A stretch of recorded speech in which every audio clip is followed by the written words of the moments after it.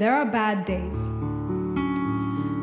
And then there are days that pick a fight on you for being the smallest and weakest in the bunch. There are bad days that snatch away the solid ground that you've been standing on and replace it with quicksand. There are bad days. And there are days where even your sobs interrupt your guffaw, and before you know, you're crying and don't remember what was funny to begin with, when all your at least disappoint you. There are days where you want to join the chorus of people who walked out on you, days where you want to walk out on yourself too. There are bad days where I tell myself that tomorrow is another day waiting to be beautiful. And there are days where I pray with my last ounce of energy that tomorrow will be another day that I see when you ask me if I'm okay. Okay means I didn't think about ending my life today. Okay means today. Okay is a drawn curtain over feeling like a walking funeral service the previous 7 days. Hiding behind a smirk with teeth that flashed like ivory tombstones.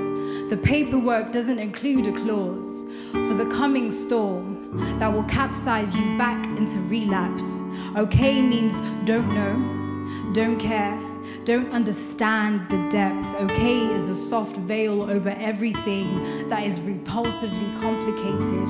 I wish for simpler things, like when there were only 5 channels to choose from. When dinner was a discovery experiment and regardless of the result, it was good.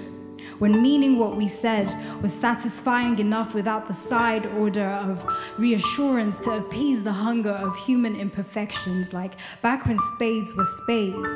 And they did not argue to prove being anything else. I miss the times when my worries were as barren as clouds on a South African summer day. And burdens came fewer than tea flavors. I miss only knowing 2 tea flavors.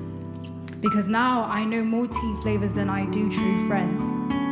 The weather doesn't change half as frequently as my moods do. I am sunny skies and thunderstorms in a day. I miss when days felt like days. Rather than evaporating hours of insufficient productivity wasting away, I'm realizing that the absence of complication is synonymous with freedom. And I yearn for a braver, truer, more adventurous version of myself to be reborn, a blank slate that wishes to remain plain. Then maybe I'll be more than okay in the long run. The dry shores of my soul will find quenching from my singing again. Symphonies shall spring out of the mornings, bellowing over the lost battles and anxieties that kept me peer-eyed past midnight, calling my name like a close relative wishing to serve me unrequested food that I was too polite to refuse.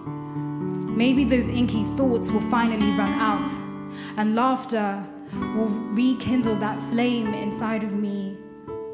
Praying won't feel so much like a long-distance phone call, hardly hearing anything and over too soon. Melancholy won't make a home out of me.